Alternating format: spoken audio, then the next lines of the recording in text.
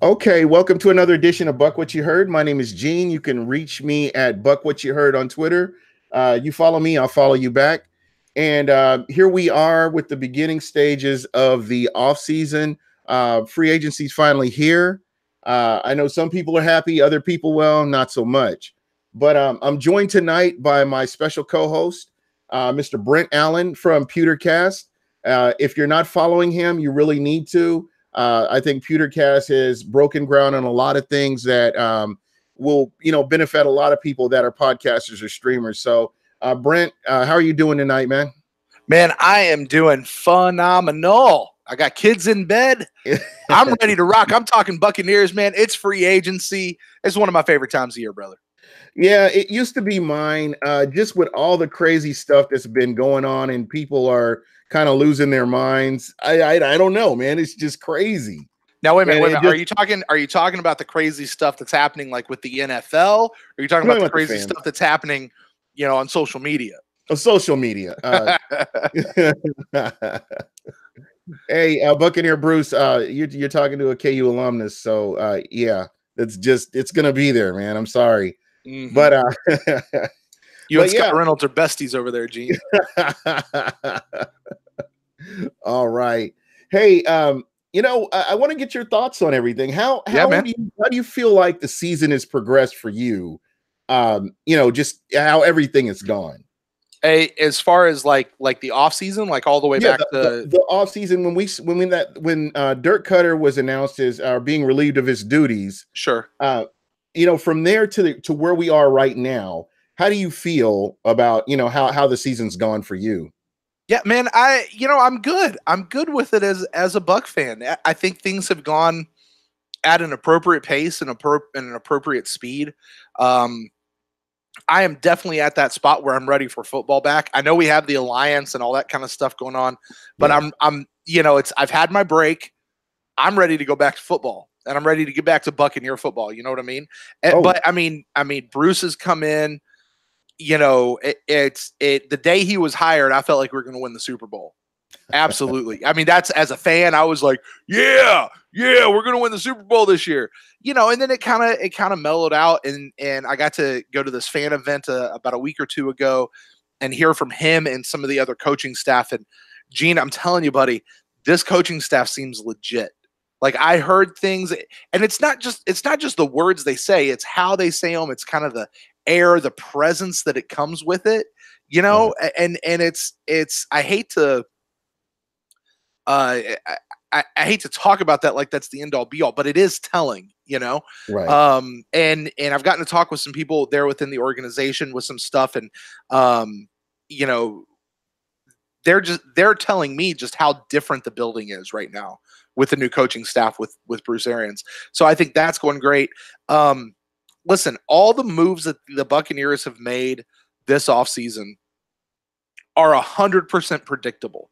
There is not a surprise move that the Buccaneers have made in this offseason. Like, not one. And I'm not sure that there's going to be a big surprise move that the Buccaneers make this season. And that's okay, because it's the right move for the team for this year and what they need to do this year. And, Bruce Arians said when he came in, first words kind of famously said, this is not where we're coming in trying to rebuild. We've got to reload. Now, what does reloading mean? That means you've lost some of your ammo, so you got to get some new ammo back in the gun, right? I mean, he looked at that and he knew we're losing Hump, we're losing Quan, D-Jax is going to be gone. So we've got to fill those holes. We've got some of those holes to fill. However, this is it. And this is the team that we have, is the team that we're rocking with. And there's going to be a couple of little pieces sliding in. I think the last 3 days have gone. In fact, I know they have. Brent and I did sort of a state of the Buccaneers on the Pewtercast on Monday, where we took a look at the roster. We said, okay, who have we released? Who have we retained? Who do we still need to retain? And where does that actually leave us? Rather than just going, oh, release this guy, get this money and go sign X, Y, Z. And go, no, what does the team actually need? What does our roster look like, right? And when we did that, we basically just, using logic, no great football mind, just logic to go, okay, the team needs a couple of quarterbacks. The team needs a running back, which is going to be Peyton Barber, so they're going to have to re-sign him. The team needs a guard, which we have not done that yet. The surprise, although I kind of get it, is the signing of a wide receiver in Perriman and going out and getting him. We knew that we needed a kicker. I don't know that we knew Brian Enger was going to be gone as the punter, unless it was an upgrade. And I feel like we did that with an upgrade with this Pinion guy. I think there's another defensive lineman that we need to go out and get. And I'll tell you, I know a lot of people are asking as far as Gerald McCoy and that whole thing. Here's the deal. If they go out and can get a good defensive lineman for about $13 million, they'll let Gerald go and give him that money, But the question is the thing is defensive linemen, not a lot of them, good ones anyway, are going for $13 million. It's, the market's higher now. So, we'll see what happens there. Of course, we knew we needed the linebacker to fill in the spot for Quan, and then went out and got Deion Buchanan. We still have a needed cornerback, I think, a veteran presence back there, possibly maybe also safety as well. So, all of these things have been expected. None of these things have been a surprise, and I think that's what we're going to continue to see. And I can't wait to see what we do with the draft to fill in some of these more, some of these remaining holes. Yeah, that makes sense. I know for me, I don't want to sound jaded or anything. I want to see what they do in a regular season. I mean, this is fun. It's fun to talk about this stuff. I'm just frustrated with, this team should have gone to the playoffs several times, and they've on multiple occasions underachieved. So, it's crazy. And Robert Green is asking, give Joe McCoy's $13 million to someone else. Yeah, let me explain that. What I mean by that is what the Buccaneers did with the punter situation, right? We owed Anger like $3 million or something this year, right? And people were like, "Oh, just cut him and go sign the replacement." Well, you got those backwards. You find the replacement and then you cut Anger and use that money to pay him.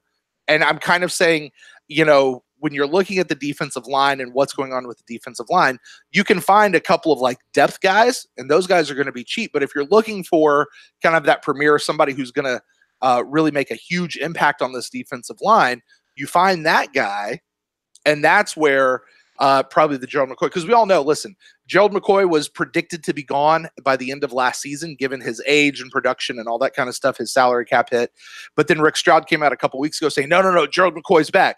And then he came out earlier this week and said, maybe he could be gone. Maybe he could be, so that's all I mean when I say that, Robert, is not necessarily, I'm not advocating giving McCoy's money to somebody else. I'm just saying if we're going to sign another big-time defensive lineman, I think you're probably going to see that money come from McCoy. That would be my guess. Right. I've been of the mindset that I didn't think Joe McCoy was going to leave. And I agree with you, by the way. I agree. I think if you've watched my podcast in the past and everybody had their sources, I've been trolling people about sources. But I've just said that Joe McCoy, I just don't see him going anywhere. I don't know who do you replace him with? Exactly. And you're not going to find anybody as cheap. I'm sorry, Gene, go ahead. I apologize. Yeah, no worries. This has been my argument throughout the off season, and this is where my frustration has been. And it was like, you hear, oh, my sources, I've got these sources that say Joe McCoy is gone. The Bucs are moving on from Joe McCoy. Everybody in social media was talking about it. I was like, until we see it, it's not happening. Joe McCoy is on this roster until he's not on the roster. Okay. Exactly. And my next question was, who do you replace him with? And these guys, everybody, if you're from the South, better the devil than the devil you don't know. So can you say that you can, if you've got somebody in mind, hey, I'm going to bring this guy in and he's going to replace Joe McCoy, how do you know that this guy is going to come in and be able to make any kind of impact? We wouldn't know until he set foot on the field. So again, I just have taken a step back from all those sources. And I know I've been a little cynical and I've kind of backed off of my cynicism with my sources comments and stuff on Twitter, but that's just been it frustrates me. And I just want to I want to step back and let this team do what they do. Let's let this team get the players that they feel are going to give them the best option to win. And that's what you want to see. That's what you want to see. Yeah. They're talking in chat. I'm gonna answer. I'm gonna chime in on this in just a moment. But to get back to your point, that was like the Smith, Donovan Smith, when they re-signed him and people were losing their minds. Donovan Smith, oh, well, you paid him too much money. Who are you going to replace him with? This has been my argument to anybody that has a problem with how much we're paying, how much the Bucs are paying Donovan Smith. Okay, you got one or two choices. You sign him or you let him walk. That's the end of it. There's no middle ground. There's no, well, what if we did this? And no, Donovan Smith is going to either take that money or he's going to say, screw you guys. I'm going to go into the free agency and get overpaid because that's what he could have done. And just the way these fans are acting, that's probably what he should have done. Yeah. Just if you want my honest opinion about it, if I'm an outsider looking in, that's how I view it. Because and then I've asked people, okay, he's making too much money. Fine. You let him walk and go into free agency. You're not winning that. You're not winning that battle with your salary cap the way it is right now. You're not winning that battle, period. End of story. So who do you replace him with? Exactly. And nobody. Crickets the whole time. Exactly. Nobody has an answer for that. I mean, at least not a viable one. But here's the other thing. Listen, we paid Donovan Smith kind of on the low end of what a left tackle cost. Like I get people are mad that we're giving him money and they're like, oh, but now we're paying him like a top left tackle. We're paying him what a left tackle costs, and if we bring another defensive lineman in, guess what? We're going to pay them what that defensive lineman costs. Say, Quan Alexander costs what he cost. And, listen, I think we're going to miss Quan as a person. You will probably miss him on the field somewhere. But, I had two friends of mine that are 49ers fans who called me and asked me about Quan. And my response to them was, you're going to love him having him on your team, but you all overpaid him. Yeah. He's another one who's a blessing and a curse. I mean, how many missed tackles have we seen game in and game out?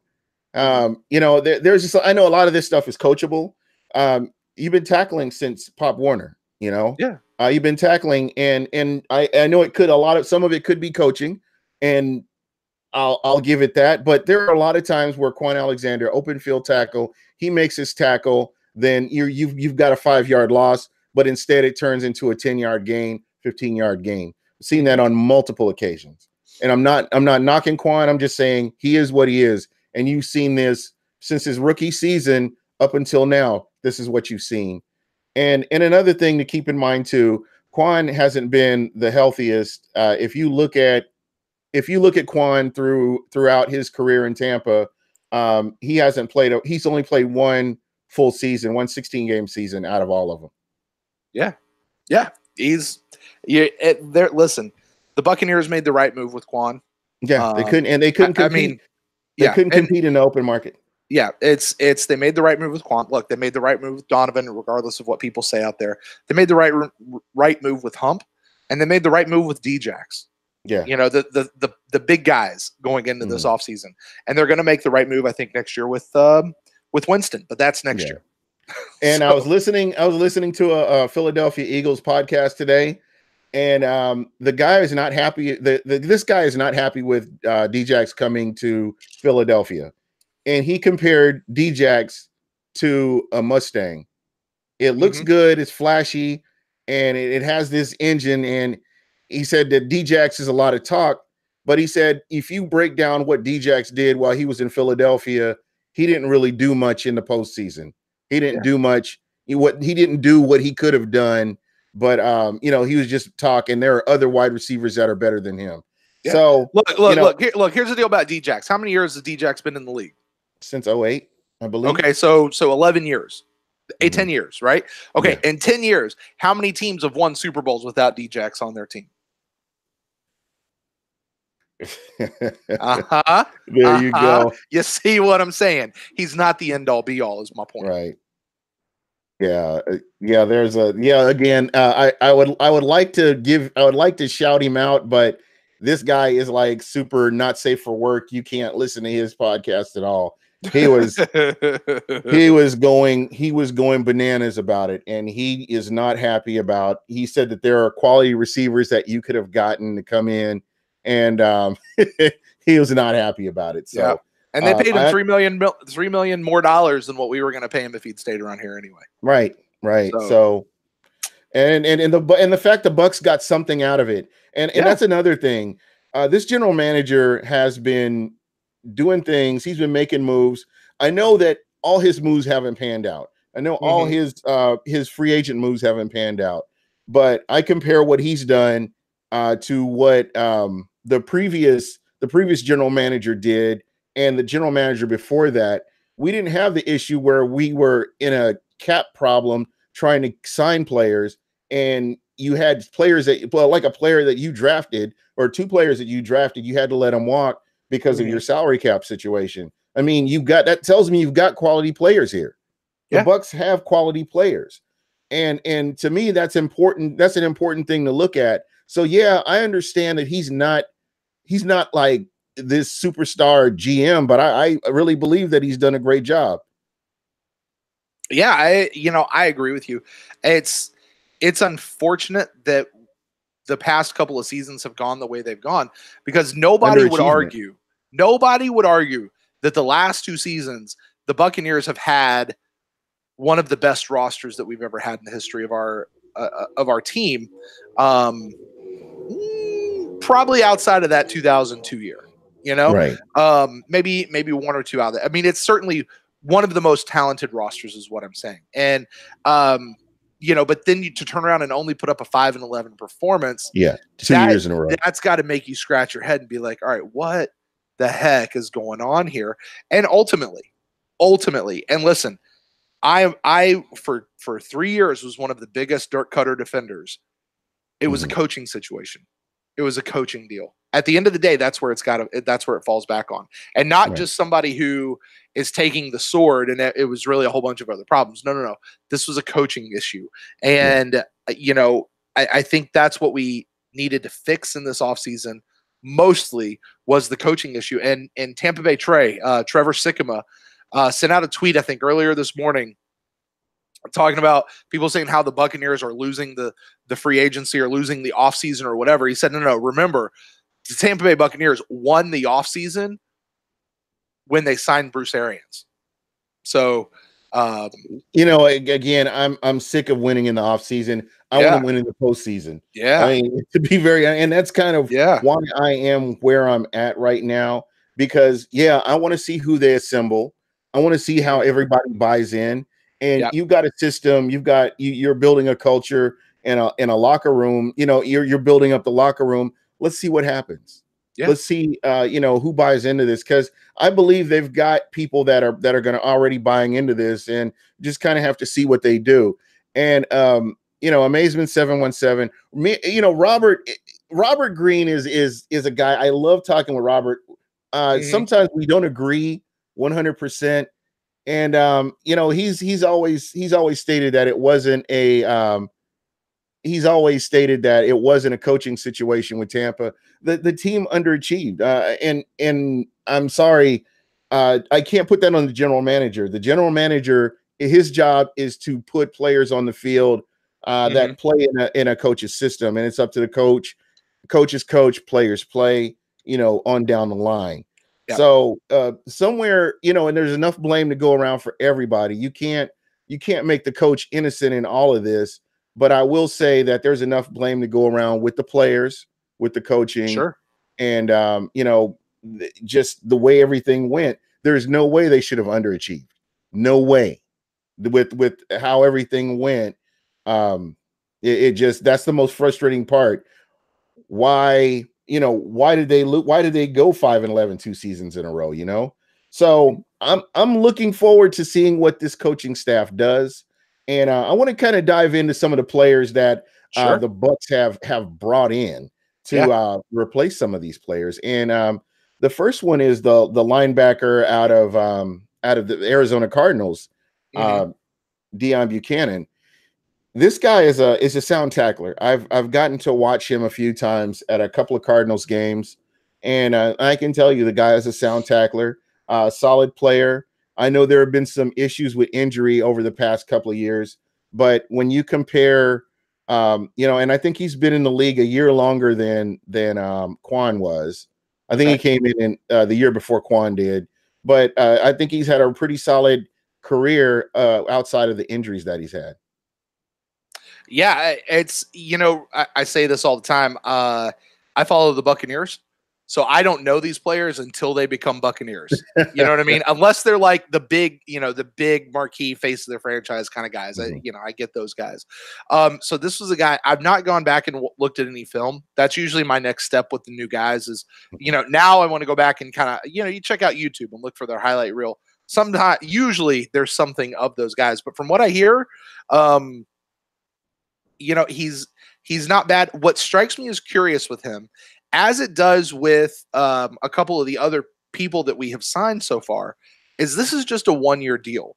So is this a prove it deal, or is this really just a 1-year rental to get us through till next year? And that's what I don't know. You know what's going to be interesting? I think if he can stay healthy, he's going to be a solid addition to this team. And I mean that because he has a sharp head on his shoulders, and not sharp head, but he's sharp. He can play the game. He's got it from the neck up.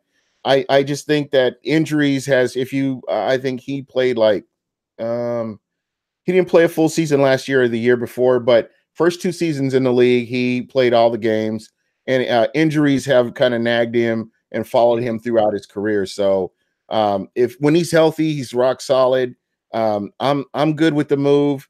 And again, he's going to have to go out and play throughout this year. And, they may re-sign him. We'll see. The salary cap situation will definitely be better next year. So we'll just kind of have to see what happens this year. Yeah, it's certainly it certainly looks, and look at the context that he's going to be playing in. We've got Levante David. He's still around. Right?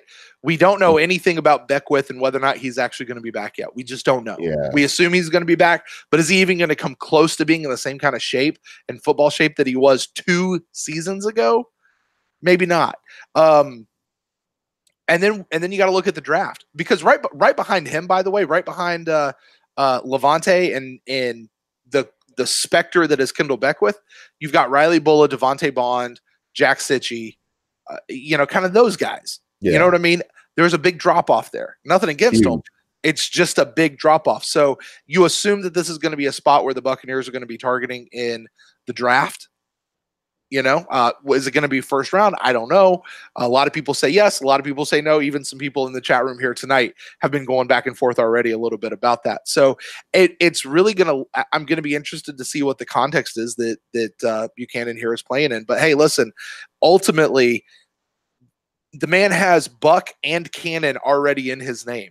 That's right. Fired him cannons. It's and they call him the money back. There was something I kept hearing and reading, and Gene, you might know more about this than I do, where he's sort of this hybrid linebacker safety type thing. They call him the money back. I'm not entirely sure what that is, but I'm very interested to go find out what that's going to be, and if Bruce Arians and Todd Bowles are going to use that. I would imagine they would. I mean, he's familiar. They're both familiar with him, and it didn't take much to get him to come on over. So I honestly believe that it's going to work out for him, and I think he'll fit into the system very well. It's really interesting. We were talking about the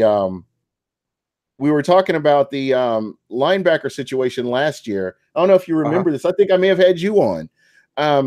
This time last year, going into the season, the linebacker situation, and this was before the Kendall Beckwith injury and all the other stuff that happened, that was one of the strengths of this defense, believe it or not.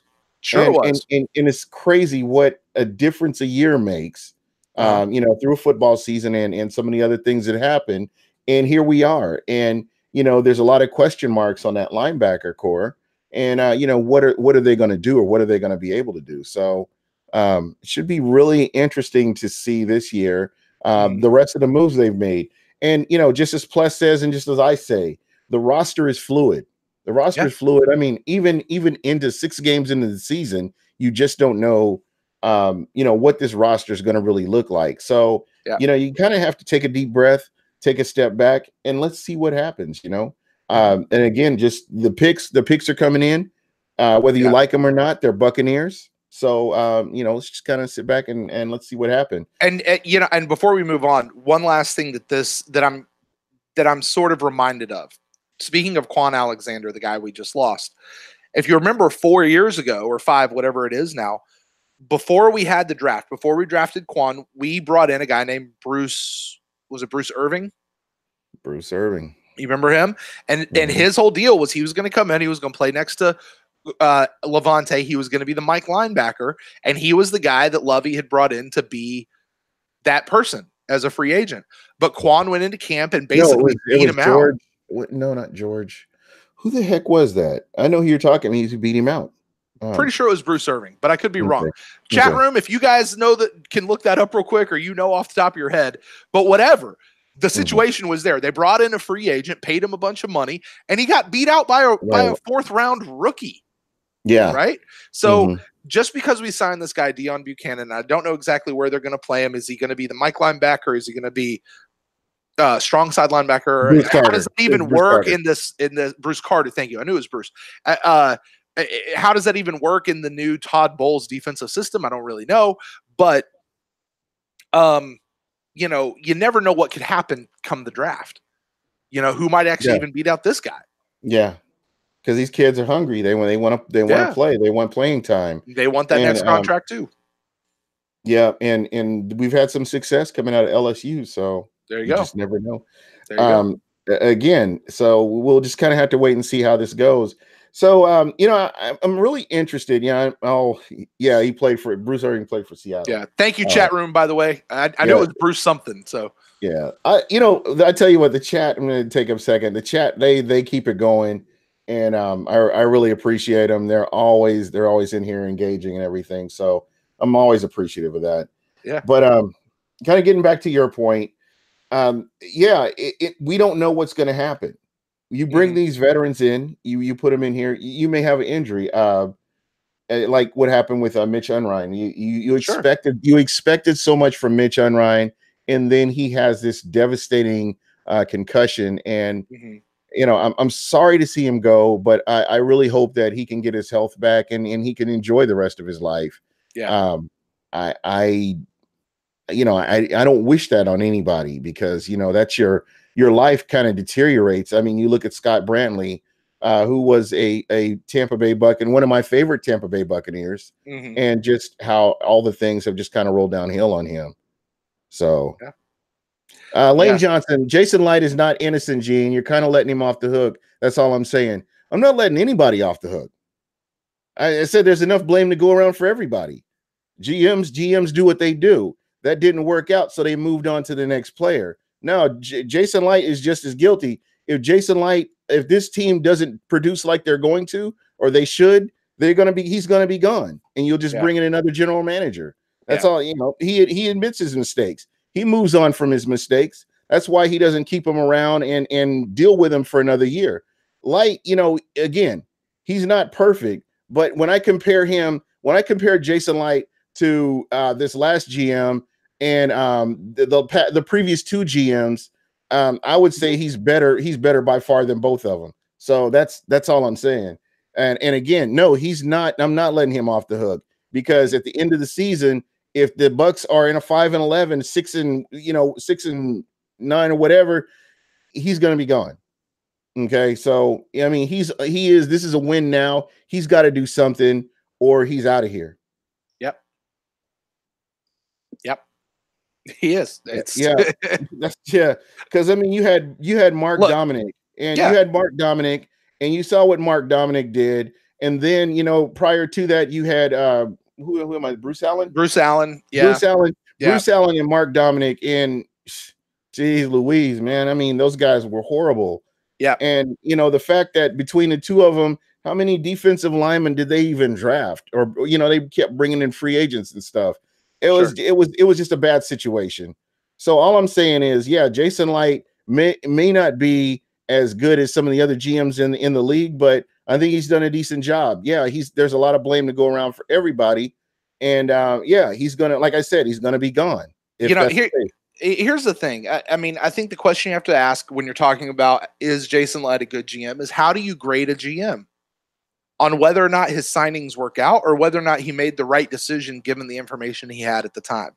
Those are two very different things. Look, Right. There's no question. Dirk Cutter did not work out. No, he didn't. He just didn't work out. Okay. Was Dirk Cutter the right choice at the time given the information that we had? Yeah. I mean, go back 3 years ago, right? 4 years ago, whatever it is, right? Go back to that. Dirk Cutter was the guy everybody was calling for. He seemed like the obvious choice and was the obvious choice over everybody else out there. Given the information he had at the time, it was the right choice. Yeah. Right. And listen, no GM, none is 100% perfect on every signing and every draft pick that they make. Jason Light has had one supremely boneheaded move that I can consider at this point, and that'd be Roberto Aguayo. And listen, even with that one, he took a risk. He came out quoting Bruce Arians saying, "Hey, listen, no risk it, no biscuit." Well, he risked it and got no biscuit out of that one. And he looked like a big old dum-dum doo-doo head, as my 6-year-old would say. But move on. At least he cut his mistake and moved on. Yeah. So I mean, if you break it down, I mean, I'm thinking about I know Mike Evans, Ali Marpet, Donovan Smith, and I know the jury's out on Donovan Smith. There have been quite a few players, and again, like I go back to what I was saying about the here's a draft pick in Adam Humphries, or was he undrafted? Right, undrafted. Yeah, he was undrafted. He was undrafted. Quan Alexander ends up going to another team and getting a lot of money. I wouldn't say these were bad picks. No, were they? No. Well, I mean, and you look at that one draft class. You had Jameis, you had Ali, you had Donovan, you had Quan. Skip a couple, and then undrafted, you had Cam and you had Adam. Right. Come in. Yeah, Cam Brate was undrafted. There you go. And I mean, it was all that same year. Like that's right. It's just an amazing haul that year that he had. And I think certainly that's going to be his best draft class. Yeah, that he's had at least so far. And I understand that people don't like him. I get that, and there's nothing wrong with that's your choice. You don't like him. That's cool. I want this team to win. I don't care who the general manager is. There you go. Say that again, Gene. Say it again for the people in the back. Lane, do you want this team to? Would you rather see this team win? I don't care who the general manager is. Light has been part of the problem. Light's been part of the problem. Okay, well, again, we'll just have to wait and see at the end of the year. Like I said, I'm not defending him. I'm just putting it out there. This is what he's done. And yeah, if that's the case, he'll be gone at the end of the year. Yeah, we'll see it. So we'll just kind of have to move on from there. But again, we're looking at some of the players that they're possibly. And have you heard of anybody that they're possibly looking at right now? Not really. I mean, a lot of that stuff's been kept under wraps. There was rumors about Ted Larson coming in as an offensive guard. Yeah, which listen, we still need to shore up that spot, right?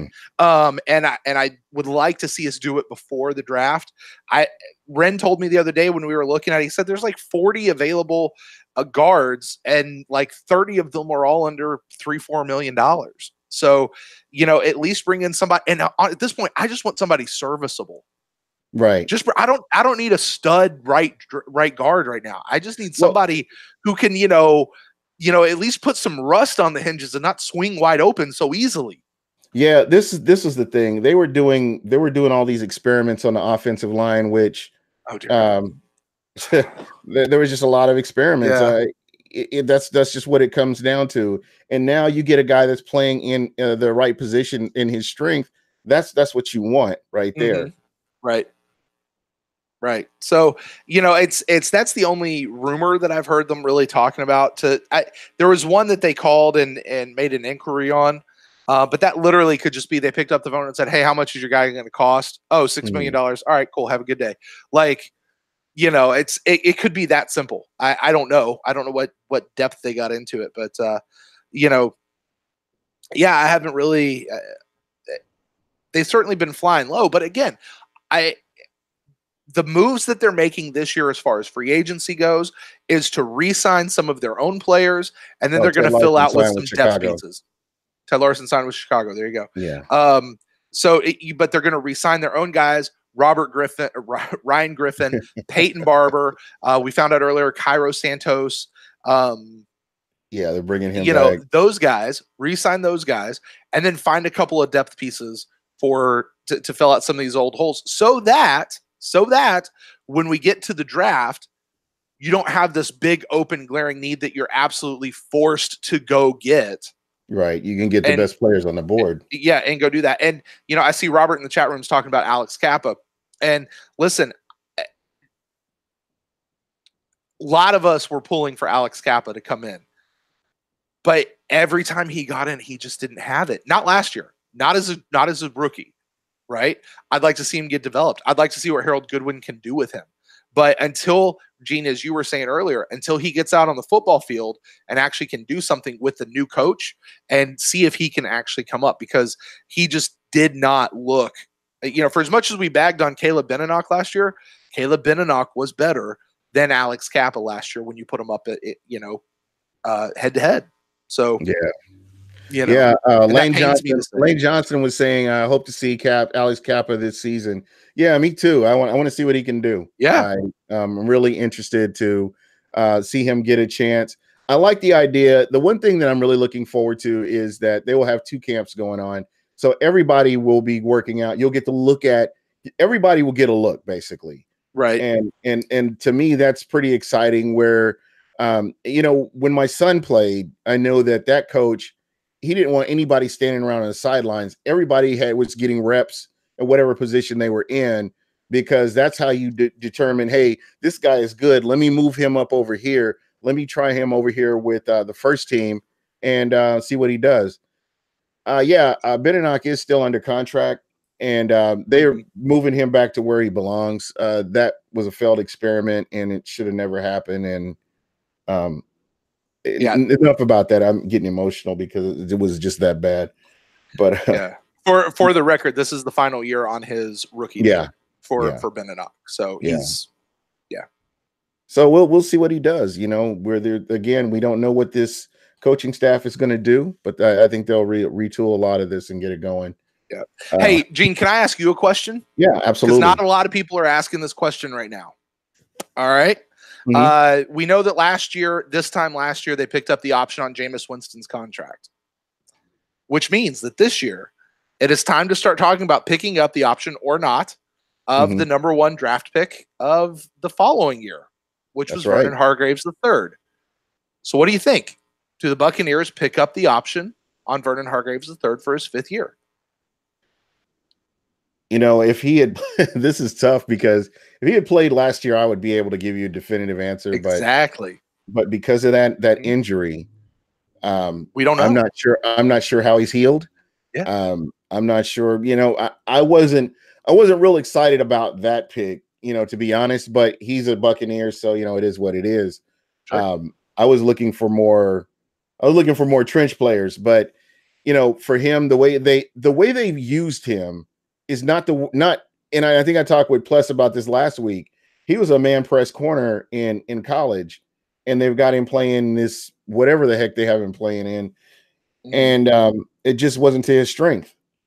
Yeah. And so I'm hoping that we'll get to see him play this year and see if they can use him to his strength and see how he does. He may be competing for a starting position as a cornerback as opposed to that nickel, but either way, I think his position is important because you see so many teams that you would need to put your defense in nickel a lot of the time anymore nowadays. So we'll see. I'm going to defer to the season to see what he does, 100% healthy, and then just kind of go from there. Yeah, but I don't know when they have how long they have to pick up that option on his 5th year. I don't know if it has to be settled here before the season starts or not. But I mean, that's it. We don't know. We don't know what we have in Vernon Hargreaves because his only coach has been Mike Smith. Yeah, goodness. You know what I mean? And Mike Smith screwed up a bunch of stuff. All right. Yeah. But I mean, you look at Vernon Hargreaves in his journey, he had a meh first season and he had a real crappy first half of his second season. And then he started coming on and he gets injured and he's out for the rest of the year. And then he comes back last year and he's looking good. He's doing his thing. He's got all this energy back around him. He's looking really good. He's going out. He's playing well in the first game and bam, he gets injured and he's out for the whole season again. And we don't know what we have. We don't know what he's going to look like under this season, or under this new coaching staff, or where he's going to fit in. But I mean, yeah, it's just so frustrating because you kind of got to cheer for the guy. You want him to shake off the rust that was that bleh, right? But we just don't know. And I'm interested to see what the Buccaneers are going to do with that. Okay. Robert Green was saying they have to sign it by May 10th. Yeah. He said May 3rd. Yeah, I thought it was early. Early. Well, I don't know. Do you, as a coach, let's put yourself in a coach's position. Yeah. Do you use him with the first team? You want to see what you have with him. How does he do going up against a Mike Evans or a Chris Godwin, and kind of make the determination that way, or do you risk that kind of? I don't know. I just I know, just based on their cap situation, I don't know which way you would really go. Yeah, I don't know. I mean, it's from what I've followed, at least as far as them picking up Jameis's contract option, they're not guaranteeing anything except against injury. Right. Which, okay, Vernon Hargreaves, you want to guarantee him against injury for this next year? Yeah, that's tough. I don't know. That's real tough. I don't know. Yeah. But again, I would love to see him in man press a lot more of the time, just to see what he can do. I mean, that's what he did at Florida. I thought he handled himself, pretty well. In he would get beat on the double move a little bit, but again, that's coaching. That's how you coach him up to. We'll see. Robert Green says they'll offer to him. They can still cut him after the season with no penalty. They can, unless he gets injured. It is guaranteed. The options are guaranteed against injury. So okay, that's like that. Yeah. And then they have to do the whole injury settlement thing. Yeah. Well, no, I mean, it's guaranteed against injury, so they'd have to pay him out. It's guaranteed. Okay. Yeah. Wow. So yeah, I mean, that was the big thing with Jameis last year. Is like, oh, do we risk him getting hurt and blah blah blah blah. Listen, just pay him. But anyway, I bring that up just to say this is a decision, an off-season decision here in the next 8 weeks that this staff is going to have to make. Yeah. So, again, what if you draft somebody? What if you move back into the draft into like the top 12? You get some draft picks and you pick up a couple of defensive backs. What do you do? I mean, it's a thing, keep in mind they invested, was it 3 draft picks last year in the secondary? I mean, we're heavily invested in recent draft picks in that secondary, especially when you consider it's one of the weakest spots on our team, or has been. It has been past tense. Yeah. And then I don't know. That's going to be interesting. Again, because I don't have a lot of familiarity with this coaching staff as a whole. Yeah. I'm not sure what direction they're going to go with it. So it's going to be interesting to see. Mm-hmm. Yeah, Davis, Stewart, and Whitehead. There you go. And Evans from a couple years ago. Yeah, Justin VH3. Evans. Yeah, it's they've invested a lot of draft picks in this, high draft picks too. Day 1, day 2 draft picks in this secondary. So, and by the way, I still have cornerback and safety as some position. I'd like a little more veteran presence. Yeah, not Brent Grimes. No, just not him. Yeah. Although I'm partially pulling for Brent Grimes to get signed and to not retire, because that helps us in the comp picks next year. Okay, and I know that Robert Green was talking about this. I really got to ask you. Robert was talking about Hines Ward was the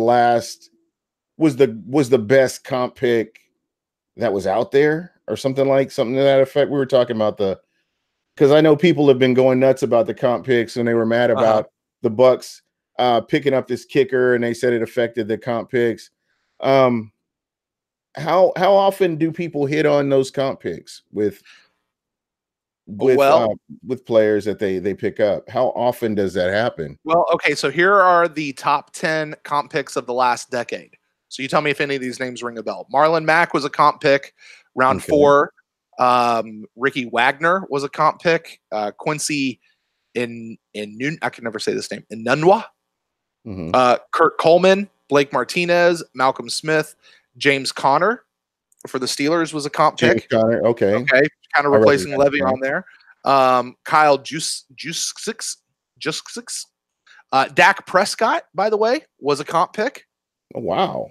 Yeah, 4th round, number 135, and Mike Daniels, the defensive tackle for the Packers, was a comp pick. So that is according to NFL.com. Those were the 10 most impactful comp picks of the last decade. So wow, and he's talking about Mike Vrabel, Pierre Garcon. How often does it happen where this comp pick comes in and he's an impact player? I mean, I don't have that number as far as ratios. Yeah, I'm just kind of, I'm just throwing it out there. I know that these comp picks can be helpful, as we see Dak Prescott ending up as a Dallas Cowboy. Pierre Garcon, a great wide receiver, and you had Mike Vrabel as a comp pick. That's it's basically an additional 3rd round pick. So according to Robert, listen, the thing with those picks is you can use them for trade ammo in the draft, or you never know when you're just going to hit upon one of those late, those mid round guys, So we'll see that, and I will tell you the comp pick conversation. I have never known it to be on fire as it is this year. Yeah. There's a lot of talent. There's actually a lot of talent, a lot of late round talent that you're going to see this year compared to what you saw last year. Antonio Santiago, thank you.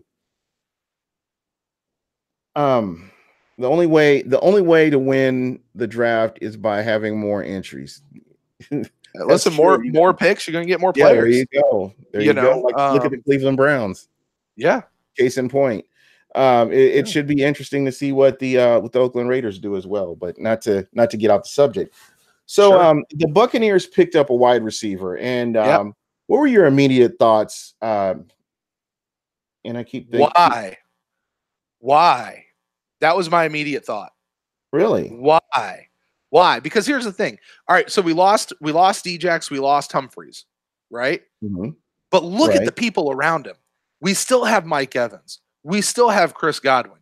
We still got our big draft pick from last year, Justin Watson, who really looked good through what I got to see out of him, not just in training camp, but also in some practices throughout the rest of the season. And they're not the only receiving options. Ren, my co-host on the Pewtercast, pisses me off sometimes because I'll be like, we don't have another 3rd wide receiver. And he's like, yeah, but look at the receiving options. And he'd go out there and he'd say, listen, we've got Mike Evans. We got Chris Godwin.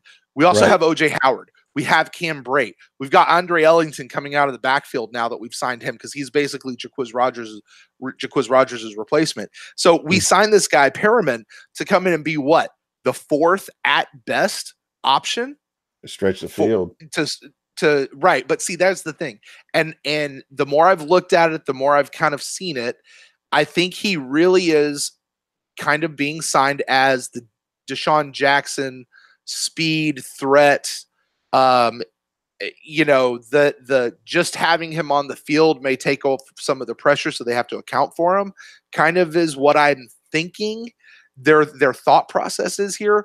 It just being in a cap crunch, $4 million to spend on him just seemed like a large percentage of that money for a wide receiver in a position group that I really feel like we're still okay in, even though we lost 2 people. Yeah, I understand. And Robert, when you're talking about speed wasn't the issue, are we talking about Adam Humphries or are you talking about Deshaun Jackson? Because I know with this guy, I'm sure he's going to be a number 3. He'll be a number 3 at least. Or he'll be competing with some of these other guys that we have in here. $4 million is an entire contract for a 3rd round pick. That's very true though. And again, we'll see what they do with him. And just kind of getting back to my point. I mean, when you've got all these weapons on the field, somebody's got to be open if you're running the offense right. Yeah. So, Yeah. Again, we'll just have to kind of wait and see what happens, and see if they can get if him and Jameis can get on the same page. That's one of the things I'm really going to be watching very closely, is to see what his relationship with Jameis Winston will be, just based on what I've seen from how he does with Mike Evans, how he was with Adam Humphries, how he was with Cameron Brate, and how he's starting to develop with OJ Howard. So Sure.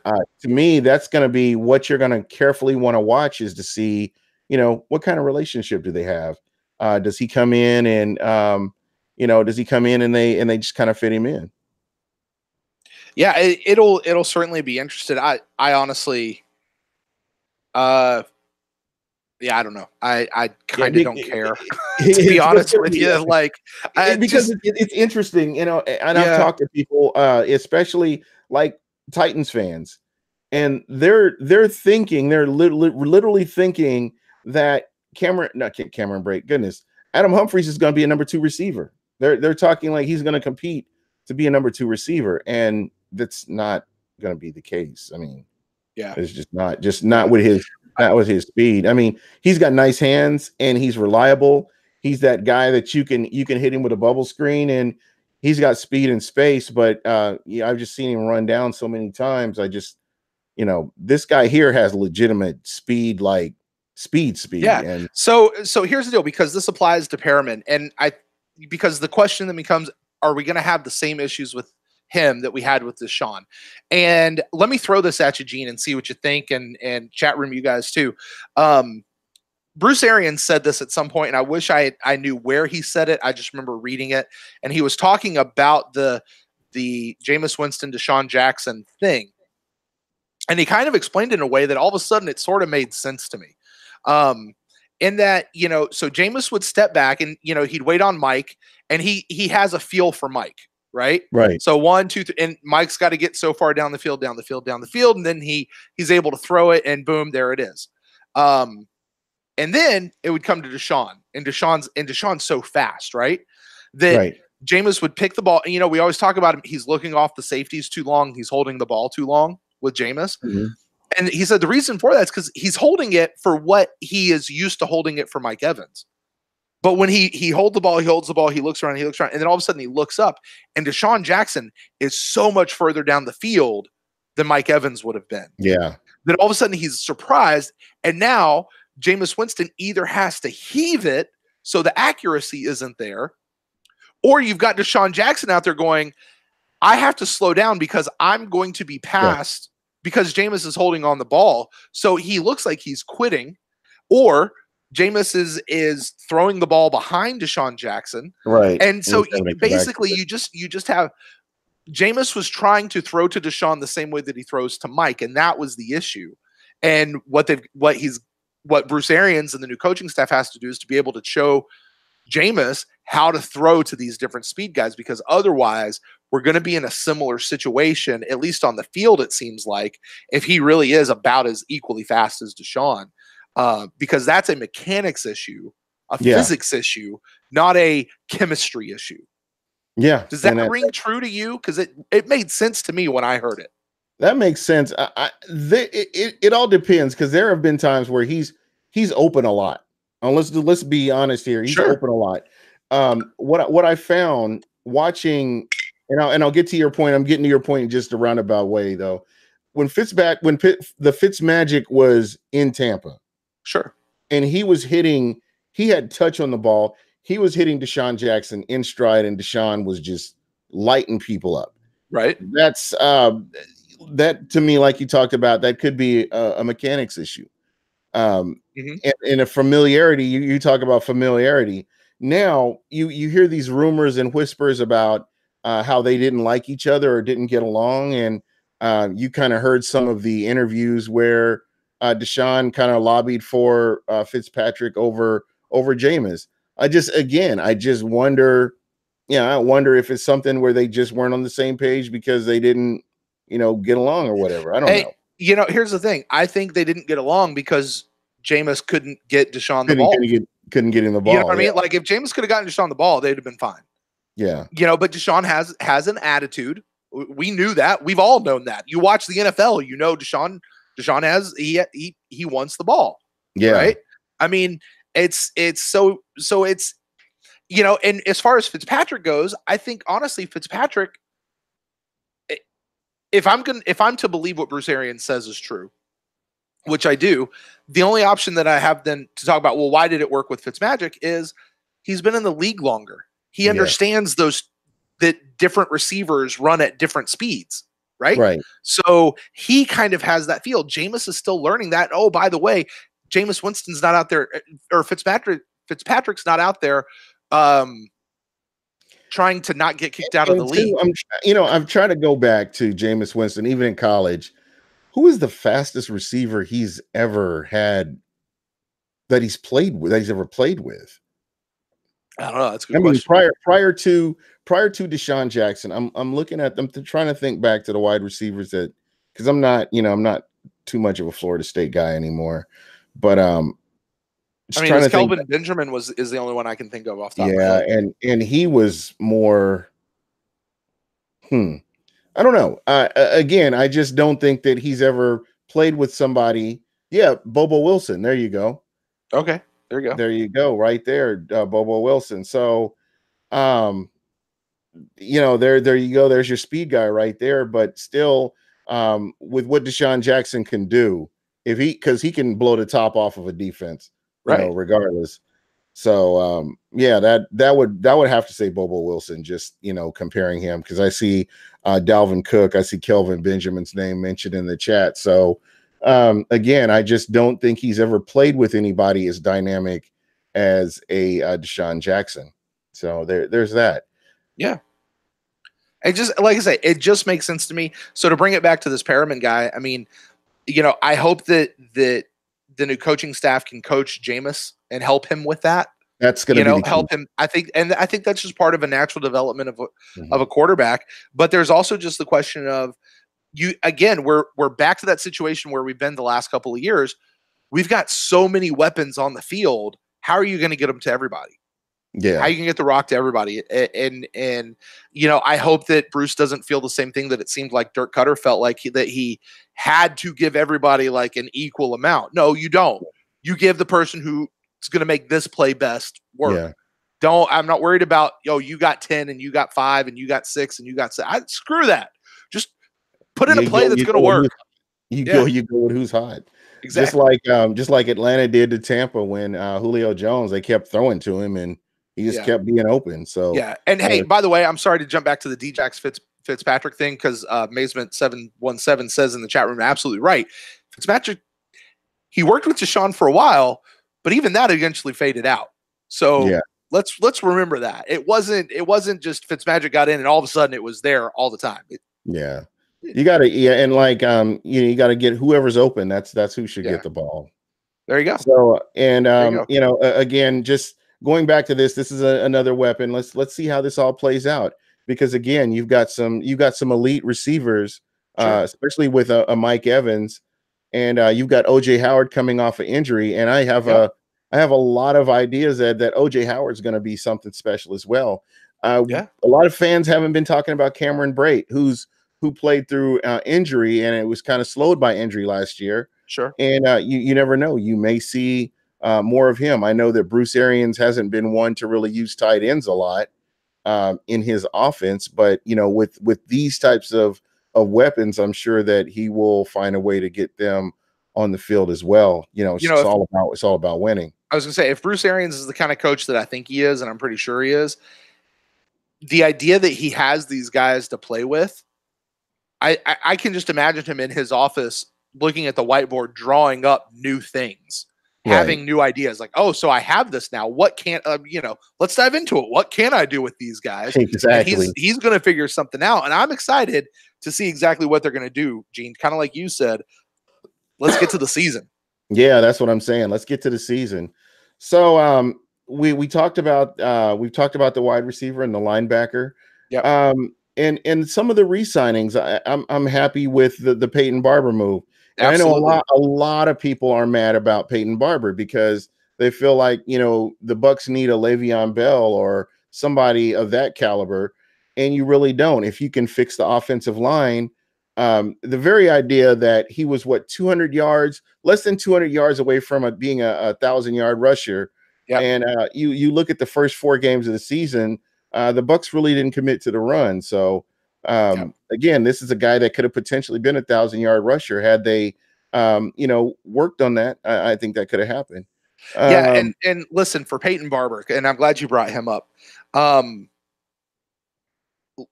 said earlier, for most of these players, we don't know what we have in them because we have an old coaching staff, we have our new coaching staff. We don't Absolutely. really know. This coaching staff has gone in and they have gone in and looked at the film from every single game, every single practice, all the way back through training camp of last year. And then for certain players, they went back and did that even more. I am telling you from my own ears, when Bruce Arians gets to the spot where he starts talking about Peyton Barber, he lights up and he loves this guy. This isn't the, the team's really high on Peyton Barber today. It's not that. He loves Peyton Barber. And that's what it's all about. This is his man. Bruce Arians has looked at the tape. He's gone in with Harold Goodwin and his guys, and they've gone, this guy is a guy, and they're excited. Now, why did they go in and kind of jerk him around, I think, with his contract and put a low tender, offer the low tender, and then all of a sudden they come out to 1 year? I think Peyton Barber he's coming out this year because he has a 1-year contract now. A 1-year contract, it's real low. It's like 2 years. He is going to go off if given the chance because he wants that next big contract, and he is going to be playing for that money. Because remember, even his own story, he came out of college early, went undrafted because his family needed the money now. He didn't have another year or 2 in college. He needed to get to it now. This cat knows what he's playing for. He's got a job. He's got a family to take care of, and he's going to be running for his family. And you guys watch. I wouldn't be surprised if Peyton Barber runs up well over 1,000 yards. I'm going to say something more. You know what? I normally don't make predictions, but I'm thinking 1,200 yards. I could see him doing that if they can get that line fixed. That's just what I'm. And I'm not taking anything away from Rojo. We haven't talked about him yet. I'm sure we'll, and I probably won't tonight. But just what I've seen from him and how he runs and how he moves the pile forward. He's not doing all the dancing or the tippy toes or. Like some of the running backs that the Bucs have had. Here's one of those guys that he's just boom, he hits the hole and he's moving forward. So and he's gonna and if it all collapses, he's still gonna fall forward and get you a yard or two instead of lose you a yard or two. Yeah, that game against Dallas, I was just really impressed with him. I thought that he ran hard, and I know that Dallas wasn't expecting the Bucs running game to do what it did. And, I just, again, I felt like the coaching staff kind of went away from the running game. And that was one of my frustrations, but it's going to be different with this coach. He does love his running backs. And so we'll see what happens. Yeah. And Justin Ballas was asking, do we think that Rojo will redeem himself? I think he got a raw deal last year. I didn't like the way they would put him in the games. They put him in the games and not with in a position to succeed. And I think that was probably the most frustrating thing for me is how they used him last year. And I know that affected his confidence because every time he touched the ball, there's like 8 guys and all the boxes collapsed. Everybody's in the backfield with him. So again, it's just one of those things where I think he's going to have a chance. I think he'll get a lot more work in camp. And I think they'll really see what they have with Ronald Jones. Yes, everything you just said. Yes. And Charles, Robert Green, Charles Sims. Me and Robert went back and forth about Charles Sims because I didn't like the way Charles Sims ran, and Robert thought he was just in the wrong place. I just didn't see him as a guy that was, and he wasn't durable either. And I think that's what really kind of hampered him as well. Limited carries and bad things happening on 90% of them. Yeah, that's very true. So, yeah, I believe Ronald Jones is going to have a way better season. I think he'll bounce back. I think his head is right. Getting to work with a good running backs coach is going to definitely help him. And the key is teaching. The key, that's the huge, it's going to be the biggest part of this coaching staff. And everything that I've heard, these guys are teachers, and we thought that's what we were getting with Jace, with Dirk Cutter and his team, but it just didn't pan out that way. You need guys that are going to influence how you do things and teach you the best way to be efficient. So I don't know. I really believe that this is a good staff, and they'll get a lot more accomplished than what we've been seeing. Yeah, and here's the thing to that, just to put a cap on your point there. A lot of this and a lot of these moves and a lot of the places where they're going to go this year, Gene, I think a lot of this is just kind of, we have to, as fans, we just have to say, in Bruce Arians, we trust. Yeah. If they think that this is the best direction to go, they know things that we don't right now. We can't predict anything that these guys are going to do because they've never coached here before. We can look and see what they did in Arizona and kind of get some ideas, but they've never coached this team before. And so, if they're saying Peyton Barber's the guy, then okay. And to your very first point the whole night, Gene, we just got to wait and see what happens come the season. Yeah. Just got to wait. We have no idea about this coaching staff at all. We can only go by what we've seen them do on different teams, but to assemble everybody in one place and let's see what they do. I mean, this is the way they're going to be coaching here is totally new to Tampa, period. I mean, just the way they're handling things. And I look at Bruce Arians, he's a visionary. He wants to create coaches. Yeah. He's got a coaching factory, basically. He's got all these guys lined up. I want to set you up to be a coach so I can bring in the next person to replace you. And that's what we do. I love that. I think that's great. I think if you can instill that kind of knowledge in people and move them on, that's what we want to see. And, just one thing, I don't want to sound like a feminist or anything, but I like what he's doing with women, getting women involved with this. I want it to get to a point where it gets normalized, where you see women in coaching, you see women more involved in football, because it's a great sport. To me, it's a great sport. It always has been. And I think you kind of close doors when you limit what certain people can do. So I hope this becomes normalized at some point. And as we move on, as the game progresses. Listen, get the best minds in there. If it's male, female, former player, never former player. Listen, there's a lot of coaches out there that never played at the NFL level. So what makes that dude smarter than a girl who has never played at the NFL level? Lots of girls can go out there and be great coaches. Listen, I watched this girl that was our one of our assistants during camp last year. Mickey, I think was her name. I forget her name. Yeah, Mickey. I know. I talked to her actually. I tried to get her on the podcast actually. Yeah, she was something, man. And listen, the players responded to her. It's fine. It's great. If that's a good person to bring in and put them as a voice in these guys' ears, then let them do it. I'm all for it. Yeah, most definitely. That's what it's all about. Just getting the best minds, because you don't want to close doors. You want to open doors, and you want the best options and best opportunity to win. If that, it doesn't matter who that is. If they come in and they give you the best opportunity to win, that's who you want. There you go. But it's hard to believe we've been doing this for over an hour already. Dang. And it's crazy, man. I again, Plus will be back next week. Thank you as usual. You are a friend of the show, and you are always welcome to come on at any time.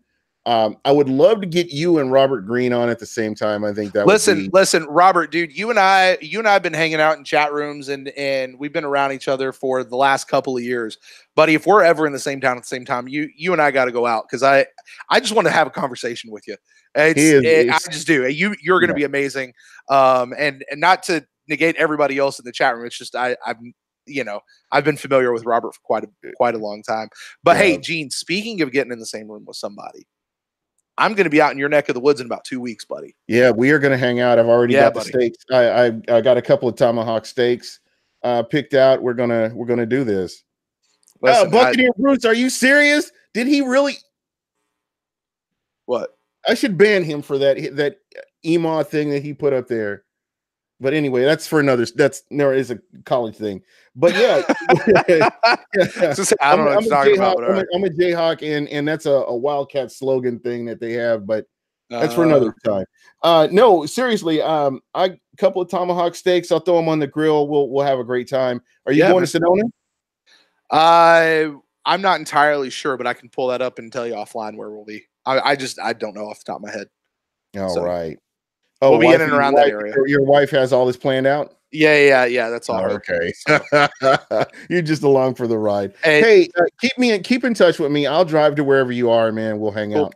Let's do it. Guys, thank you so much. The chat was great. I mean, this you guys are lively. Great points that you've brought out. And I'm going to actually go back through and watch this again just so I could go through the chat, because a lot of good stuff out there. And I want to thank Justin Ballas, Buccaneer Bruce, Gaming Papa, Amazement 717, longtime listener. Appreciate you. Of course, Robert Green, Siege the Bay Network. Thank you. K1 Stella, thank you so much. Neil L.